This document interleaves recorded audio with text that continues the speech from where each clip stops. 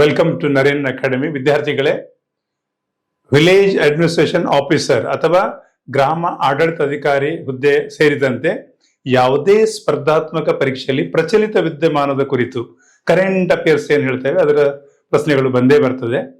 ಇತ್ತೀಚೆಗೆ reserve bank of ಇಂಡಿಯಾದ್ದು ಒಂದು ವಿಷಯಗಳನ್ನು ಕುರಿತು ಬಹಳ ಇದರಲ್ಲಿ ಸುದ್ದಿಯಲ್ಲಿತ್ತು.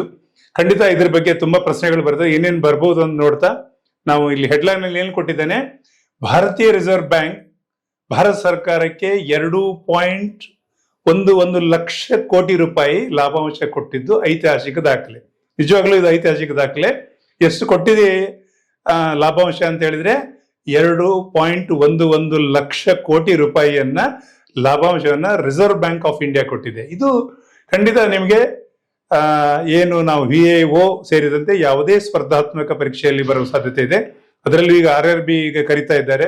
ಖಂಡಿತ RRB ಯಲ್ಲಿಯೂ ಇದು ಬಂದೇ ಬರ್ತದೆ. ನೋಡಿ, ಖಂಡಿತ ಸಹಕಾರಿಯಾಗ್ತದೆ. ನೋಡ್ತಾ ಹೋಗುವ. ಸೊ RBI ಸ್ಥಾಪನೆ ಯಾವಾಗಾಯ್ತು?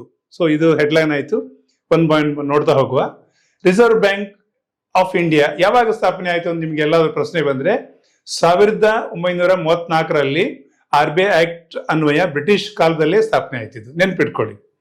ಕಾರ್ಯಾರಂಭ ಯಾವಾಗ ಮಾಡಿದೆ ಇದು ಅಂತ ಕೇಳಿದಾಗ 1935 RBI ಕೆಲಸ ಪ್ರಾರಂಭಿಸಿದ್ರು. ಅಂದ್ರೆ ಬ್ರಿಟಿಷರು ಈ ದೇಶವನ್ನ ಯಾಕಂದ್ರೆ ಬ್ರಿಟಿಷರು ನಮ್ಮ ದೇಶವನ್ನ ಆಡಳಿತ ಮಾಡುವಾಗ ತಾವು ತಮ್ಮ ದೇಶದಲ್ಲಿ ಏನು ಪ್ರಜಾಪ್ರಭುತ್ವ ಮಾದರಿಯಲ್ಲಿ ಯಾವ್ಯಾವ ಸಂಸ್ಥೆಗಳನ್ನು ಮಾಡಿದ್ರು ಅದು ಜಗತ್ತಿನಲ್ಲಿ ಅವರು ಎಲ್ಲೆಲ್ಲ ಆಡಳಿತ ಮಾಡಿದ್ದಾರೆ ಅಲ್ಲೆಲ್ಲ ಮಾಡಿದ್ದಾರೆ.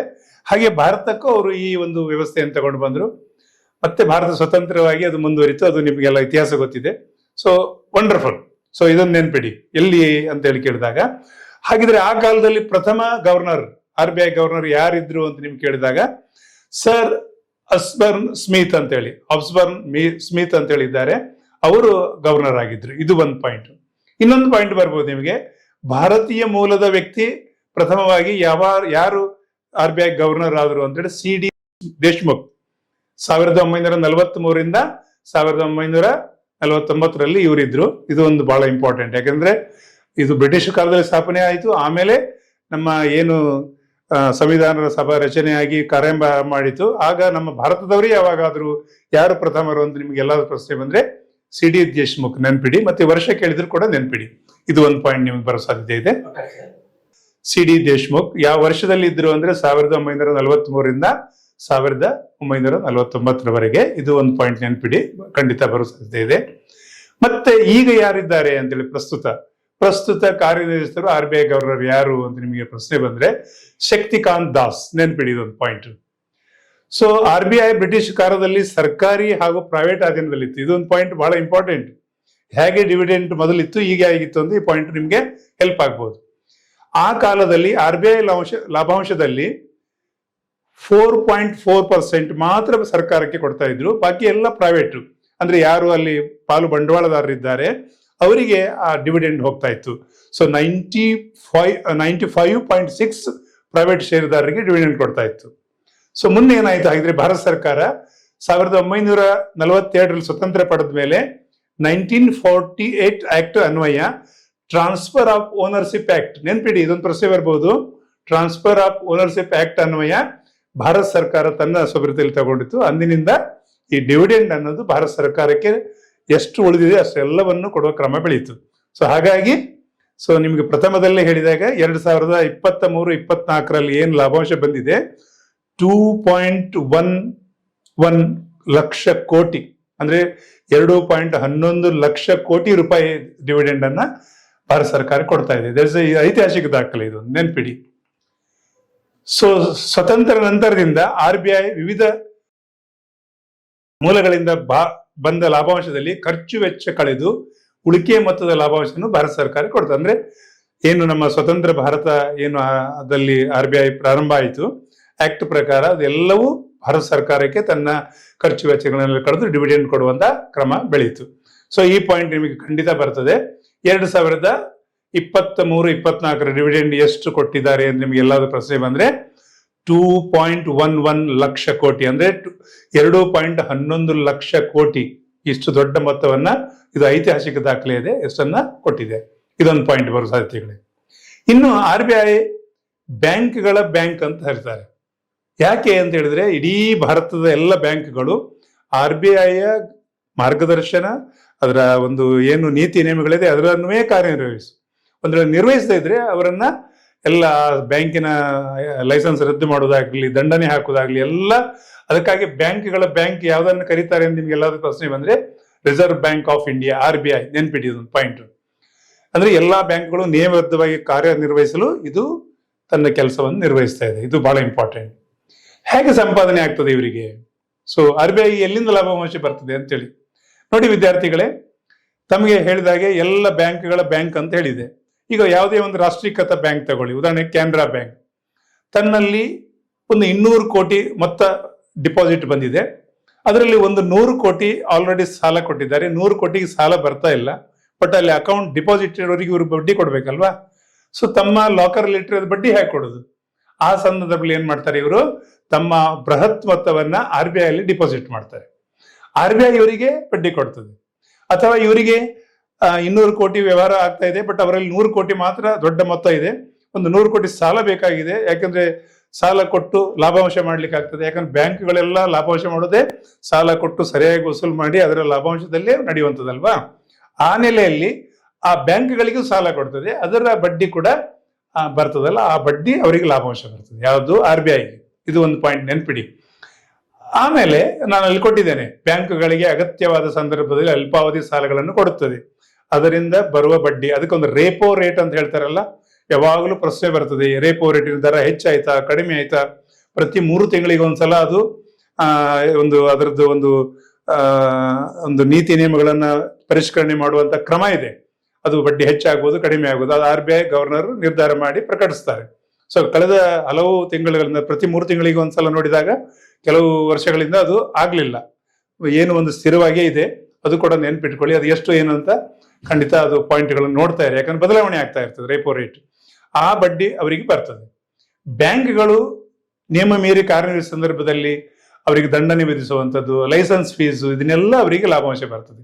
ಆಮೇಲೆ RBI ತನ್ನಲ್ಲಿರುವ ಮೊತ್ತವನ್ನ ತನ್ನ ಲಾಕರ್ ಲಿಟ್ರಿ ಅದು ಬೆಳೀತದ? ಇಲ್ಲ. ಭಾರತ ಸರ್ಕಾರಕ್ಕೆ ಅಗತ್ಯವಾದ ಸಂದರ್ಭದಲ್ಲಿ ಬೇರೆ ಬೇರೆ ರೀತಿಯ ಸಾಲಗಳನ್ನು ದೊಡ್ಡ ಮೊತ್ತದ ಸಾಲ ಕೊಡ್ತದೆ. ಆ ಸಾಲದಿಂದಲೂ ಕೂಡ ಬಡ್ಡಿ ಬರ್ತದೆ. ಸೊ ಈ ಎಲ್ಲ ವಿಷಯಗಳಿಂದ ಅದು ಹೀಗೆ ಹಲವು ರೀತಿಯಲ್ಲಿ RBI ಸೆಂಟ್ರಲ್ ಬ್ಯಾಂಕ್ ಹಣ ಬಂದು ಶೇಖರಣೆ ಆಗ್ತದೆ. ಸೊ ಆ ಹಣದಲ್ಲಿ ಅಲ್ಲಿ ಇನ್ನೊಂದು ಪಾಯಿಂಟ್ ಕೊಟ್ಟಿದ್ದೇನೆ, RBI ತನ್ನ ಎಲ್ಲ ಖರ್ಚು ವೆಚ್ಚ, ಸಿಬ್ಬಂದಿ ವೇತನ, ಭತ್ಯೆ ಇದನ್ನೆಲ್ಲ ಕಳೆದು ತನ್ನಲ್ಲಿ ಮೀಸಲು ಅಂದ್ರೆ ಏನು ಅವರಿಗೆ ಒಂದು ಮೀಸಲು ನಿಧಿ ಅಂತ ಇಟ್ಕೊಳ್ಬೇಕಾಗ್ತದೆ. ಯಾಕಂದ್ರೆ ಅದು ಬಹಳ ಇಂಪಾರ್ಟೆಂಟ್, ಎಲ್ಲ ಸಂಸ್ಥೆಗಳು ಮಾಡ್ತದೆ. ಮೀಸಲು ನಿಧಿಯನ್ನು ಇಟ್ಕೊಂಡು ಉಳಿದ ಎಲ್ಲ ಲಾಭಾಂಶನ ಭಾರತ ಸರ್ಕಾರಕ್ಕೆ ಕೊಡ್ತದೆ. ಸೊ ಇದು ಇವತ್ತಿನ ಪ್ರಚಲಿತ ವಿದ್ಯಮಾನದಲ್ಲಿ ತಾವು ನೆನ್ಪಿಡಬೇಕಾದ ಪಾಯಿಂಟು. ಮತ್ತೆ RBI ಬಗ್ಗೆ ಏನೇನು ಬರ್ಬೋದು ಅಂತ ನಾನು ಇಲ್ಲಿ ಹೇಳಿದ್ದೇನೆ. ಈ ರೀತಿ ಆಗ್ತದೆ. ಸೊ RBI ಗವರ್ನರ್ ಯಾರು ನೇಮಕ ಮಾಡ್ತಾರೆ ಅಂತ ನಿಮಗೆ ಪ್ರಶ್ನೆ ಬಂದ್ರೆ, ಹಣಕಾಸು ಮಂತ್ರಿ ಹಾಗೂ PMO ಕಚೇರಿ, ಅಂದ್ರೆ ಪ್ರಧಾನಮಂತ್ರಿ ಕಚೇರಿ, ಅಲ್ಲಿ ಪ್ರಧಾನಮಂತ್ರಿ ಮತ್ತು ಅವರ ಕಚೇರಿಯವರೆಲ್ಲ ಕುಳಿತುಕೊಂಡು ಯಾರು ತಜ್ಞರಿದ್ದಾರೆ ಅಂತ ಚರ್ಚೆ ವಿಮರ್ಶೆ ಮಾಡಿ, ಹಣಕಾಸು ಮಂತ್ರಿ ಪ್ರಧಾನಮಂತ್ರಿ ಎಲ್ಲ ಕೂತ್ಕೊಂಡು ಚರ್ಚೆ ಮಾಡಿ ಅಲ್ಲಿ ಅವರನ್ನು ನೇಮಕ ಮಾಡ್ತಾರೆ. ಅವರ ಅರ್ಹತೆ ಏನಿರಬೇಕು ಅಂತೇಳಿ ನಿಮಗೆ ಪ್ರಶ್ನೆ ಬಂದ್ರೆ, ಯಾರು ನೇಮಕ ಮಾಡ್ತಾರೆ ಅಂದ್ರೆ ಹಣಕಾಸು ಮಂತ್ರಿ, PMO ಕಚೇರಿ. PM ಅಂದ್ರೆ ಪ್ರೈಮ್ ಮಿನಿಸ್ಟರ್ ಆಫೀಸ್ ಅಧಿಕಾರಿಗಳೇ ಮಾಡ್ತಾರೆ, ಇಲ್ಲ ಪ್ರಧಾನಮಂತ್ರಿ ಇರ್ತಾರೆ, ಅವರೆಲ್ಲ ಚರ್ಚೆ ಮಾಡಿ ನೇಮಕ ಮಾಡ್ತಾರೆ. ಇದು ಒಂದು ಪಾಯಿಂಟ್. ಇವರ ಅರ್ಹತೆ ಏನು ಅಂದ್ರೆ ಆರ್ಥಿಕ ತಜ್ಞರು ಇರಬೇಕು. ಇವರಿಗೆ ಹಣಕಾಸು ವಿಷಯದೆಲ್ಲ ಗೊತ್ತಿರಬೇಕು. ಹೆಚ್ಚಾಗಿ IAS ಅಧಿಕಾರಿಗಳು ಇರ್ತಾರೆ, ಅವರನ್ನು ನೇಮಕ ಮಾಡ್ತಾರೆ. ಇಲ್ಲ ಆರ್ಥಿಕತ ಬಗ್ಗೆ ತುಂಬಾ ಜ್ಞಾನ ಹೊಂದಿದ್ದಾರೆ ಅಂತ ಯಾರಾದ್ರೂ ಹೊರಗಿನ ವ್ಯಕ್ತಿಗಳನ್ನು ನೇಮಕ ಮಾಡುವಂತ ಕ್ರಮ ಇದೆ. ಇದು ಒಂದು ಪಾಯಿಂಟ್ ಇರಲಿ. ನೆಕ್ಸ್ಟ್ RBI ಗವರ್ನರ್ ಆಯ್ತು. ಕಾರ್ಯಾವಧಿ ಎಷ್ಟು ಇವರದು ಅಂತೇಳಿ, ಮೊದಲು 3 ವರ್ಷ ಇತ್ತು, ಈಗ ಅಟ್ ಪ್ರೆಸೆಂಟ್ 5 ವರ್ಷ ಇದೆ. ಬಟ್ 5 ವರ್ಷ ಅಂತ ಫಿಕ್ಸ್ ಇಲ್ಲ. ಸರ್ಕಾರಕ್ಕೆ ಇವರು ಮುಂದುವರಿಬಹುದು ಅಂತ ಅನಿಸಿದ್ರೆ ಅವಧಿಯನ್ನ ವಿಸ್ತರಣೆ ಕೂಡ ಮಾಡೋ ಅವಕಾಶ ಇದೆ. ಇದು ಒಂದು ನೆನ್ಪಿಡಿ. ಇಲ್ಲಿ ಇವರ ವಯಸ್ಸಿನ ಮಿತಿ ಅಂತ ಕೊಟ್ಟಿದ್ದೇನೆ. ಅದು ಆಕ್ಚುಲಿ ವಯಸ್ಸಿನ ಮಿತಿ ಅಲ್ಲ, ಅರ್ಹತೆ ಏನು ಅಂತೇಳಿ. ಕನಿಷ್ಠ ಪಕ್ಷ ಪದವಿ ಪಡೆದು ಆರ್ಥಿಕ ವಿಷಯಗಳಲ್ಲಿ ಅಪಾರ ಜ್ಞಾನವಿದ್ದಲ್ಲಿ, ನೋಡಿ 21 ವರ್ಷದ ಯುವಕ ಕೂಡ IAS ಎಕ್ಸಾಮ್ ಬರೆದು ಪಾಸ್ ಆದ, ಅವನು ಆರ್ಥಿಕ ವಿಷಯದಲ್ಲಿ ಅಪಾರ ಜ್ಞಾನ ಹೊಂದಿದ್ದಾನೆ ಅಂದ್ರೆ ಅವರನ್ನು ನೇಮಕ ಮಾಡಬಹುದು. ಯಾಕಂದ್ರೆ ವಯಸ್ಸಿನ ಮಿತಿ ಇಲ್ಲ ಅಲ್ಲಿ, ಕನಿಷ್ಠ ಗರಿಷ್ಠ ಅಂತಿಲ್ಲ. ಕನಿಷ್ಠ ಅಂದ್ರೆ 21 ವರ್ಷ. ಯಾಕಂದ್ರೆ ನೀವು ಪದವಿ ಆದ್ಮೇಲೆ IAS ಎಕ್ಸಾಮ್ ಬರೀತೀರಿ, ಪಾಸ್ ಆದ್ರಿ, ನಿಮ್ಮ ನಾಲೆಜ್ ಹೇಗಿತ್ತು ಅಂದ್ರೆ ಇಂಟರ್ನ್ಯಾಷನಲ್ ಲೆವೆಲ್, ಅಂತಾರಾಷ್ಟ್ರೀಯ ಮಟ್ಟದಲ್ಲಿ ಹಣಕಾಸು ಜ್ಞಾನ ಇದ್ರೆ ನಿಮ್ಮನ್ನು ನೇಮಕ ಮಾಡ್ಬೋದು ಯುವಕರನ್ನು. ಆದ್ರೆ ಹೆಚ್ಚಾಗಿ ಆ ಸಂದರ್ಭಗಳಲ್ಲಿ ಅನುಭವಕ್ಕೆ ಮಹತ್ವ ಕೊಡೋದ್ರಿಂದ ಹಿರಿಯರೇ ಅಲ್ಲಿ ಆಗ್ತಾರೆ. ಅಲ್ಲಿ ನಿಮ್ಗೆ ವಯಸ್ಸಿನ ಮಿತಿ ಅಂತ ಏನಾದ್ರು ಕೊಟ್ರೆ ಖಂಡಿತ ಮಿತಿ ಇಲ್ಲ ಅಲ್ಲಿ. 21 ವರ್ಷ ಪದವಿ ಆದಂತ IAS ಆಫೀಸರ್ ಆಗ್ಬೋದು, ದೊಡ್ಡ ಹಿರಿಯ ನಾಗರಿಕರು ಆಗ್ಬೋದು. ಒಟ್ಟಿನಲ್ಲಿ ಅನುಭವಕ್ಕೆ ಮಾನ್ಯತೆ ಕೊಡ್ತಾರೆ. ಅಲ್ಲಿ ನಿಮ್ಗೆ ಏನಾದ್ರೂ ಗೊಂದಲ ಮಾಡಿ ಪ್ರಶ್ನೆ ಕೇಳಿದ್ರೆ ಇದು ಒಂದು ಇರ್ಲಿ ಅಂತ ಹಾಕಿದ್ದೇನೆ. ಇದು ಒಂದಾಯ್ತು. ಕೆಲವು ಉಪಯುಕ್ತ ಟಿಪ್ಪಣಿಗಳು ನಿಮಗೆ ಬೇಕಾಗ್ತದೆ. RBI ರಿಸರ್ವ್ ಬ್ಯಾಂಕ್ ಆಫ್ ಇಂಡಿಯಾದ ಮುಖ್ಯ ಕಚೇರಿ ಎಲ್ಲಿದೆ ಅಂತ ನಿಮ್ಗೆ ಪ್ರಶ್ನೆ ಬಂದ್ರೆ ಮುಂಬೈಯಲ್ಲಿದೆ. ನೆನ್ಪಿಟ್ಕೊಳ್ಳಿ, ಅದು ಕನ್ಫ್ಯೂಸ್ ಆಗ್ತದೆ. ದಿಲ್ಲಿ, ಕಲ್ಕತ್ತಾ, ಚೆನ್ನೈ ಹೀಗೆ 4-6 ಹೆಸರುಗಳನ್ನು ಕೊಟ್ಟಾಗ ಮುಂಬೈಯ ಸರಿಯಾದ ಆನ್ಸರ್. ಇದು ಒಂದು ಪಾಯಿಂಟು. ಇನ್ನೊಂದು, RBI ಗವರ್ನರ್ ಇದ್ದಾರಲ್ಲ, ₹1 ನೋಟ್ ಹೊರತುಪಡಿಸಿ ಬಾಕಿ ಎಲ್ಲ ನೋಟುಗಳಿಗೆ ಇವರು ಸೈನ್ ಇರ್ತದೆ. ಸೊ ನಿಮಗೆ ಒಂದು ಪ್ರಶ್ನೆ ಬರ್ಬೋದು, ₹1 ನೋಟದಲ್ಲಿ RBI ಗವರ್ನರ್ ಸಹಿ ಇದೆ ಅಂತ ಹೇಳಿದ್ರೆ ಇಲ್ಲ. ಆಕ್ಚುಲಿ ಅದು ಬಿಟ್ಟು ಬಾಕಿ ಎಲ್ಲ ನೋಟುಗಳಿಗೆ RBI ಗವರ್ನರ್ ಸಹಿ ಇರ್ತದೆ. ಇದೊಂದು ಪಾಯಿಂಟ್ ಬರ್ಬೋದು ಪ್ರಶ್ನೆ. ಆಮೇಲೆ ಭಾರತದ ಸಂವಿಧಾನದಲ್ಲಿ ಇದೊಂದು ಪಾಯಿಂಟ್ ಯಾಕೆ ಕೊಟ್ಟಿದ್ದಾನೆ, ಕನ್ನಡಿಗರ ಸಂಬಂಧಪಟ್ಟ ಹಾಗೆ BN ರಾವ್ ಅಂತ ಒಬ್ಬರಿದ್ರು. ಅದು ಸಂವಿಧಾನ ರಚನೆಯಲ್ಲಿ ಲೀಗಲ್ ಅಡ್ವೈಸರ್ ಆಗಿ ತುಂಬಾ ಕೆಲಸ ಮಾಡಿದ್ದಾರೆ. ಆ ಮಹಾನ್ ವ್ಯಕ್ತಿಯ ಒಬ್ರು ಬ್ರದರ್ ಇದ್ರು, ಸಹೋದರ ಬೆನ್ಗಲ್ ರಾಮರಾವ್. ಅವರು ಕನ್ನಡಿಗರು. ಅವರು 4ನೇ ಗವರ್ನರ್ ಆಗಿ ಕೆಲಸ ನಿರ್ವಹಿಸಿದ್ದಾರೆ. ಅದು ಕೂಡ ನಿಮ್ಗೆ ಕನ್ನಡಿಗರು ಈಗ ನಾಳೆ ಪರೀಕ್ಷೆಯಲ್ಲಿ ಬರ್ಬೋದು. ಕನ್ನಡಿಗರಾದಂತ ಮಹಾನ್ ಒಬ್ಬ ವ್ಯಕ್ತಿ ಇದ್ರು. ಅವ್ರು ಯಾರು, RBI ಗವರ್ನರ್ ಆಗಿದ್ರು 4ನೇ ಅವಧಿ ಸಂದರ್ಭದಲ್ಲಿ ಅಂತ ಹೇಳಿದಾಗ ಬೆನ್ಗಲ್ ರಾಮರಾವ್. ನೆನ್ಪಿಟ್ಕೊಳ್ಳಿ. ಯಾವ ವರ್ಷದಲ್ಲಿ ಅಂತ ಹೇಳಿದ್ರೆ 1949ರಿಂದ 57 ಕಾರ್ಯನಿರ್ವಹಿಸಿದ್ದಾರೆ. ಇದು ಒಂದು ಹೆಸರು. ಯಾಕೆಂದ್ರೆ ನಮ್ಮ ಕನ್ನಡಿಗರು, ಪ್ರಶ್ನೆ ಬರ್ತದೆ, ಯಾಕೆಂದ್ರೆ ನಾಡಿದ್ದೆ ನಮ್ಮ ಏನು ವಿಲೇಜ್ ಅಕೌಂಟೆಂಟ್ ಏನ್ ಹೇಳ್ತೀರಿ, ಅಥವಾ ವಿಲೇಜ್ ಅಡ್ಮಿನಿಸ್ಟ್ರೇಷನ್ ಆಫೀಸರ್, ಅಥವಾ ಗ್ರಾಮ ಆಡಳಿತಾಧಿಕಾರಿ PDO, ಯಾವುದೇ ಇದರಲ್ಲಿ ಬರ್ಬೋದು. ಇದು ಒಂದು ನಿಮಗೆ ಹೇಳ್ತಾ ಇದ್ದೇನೆ.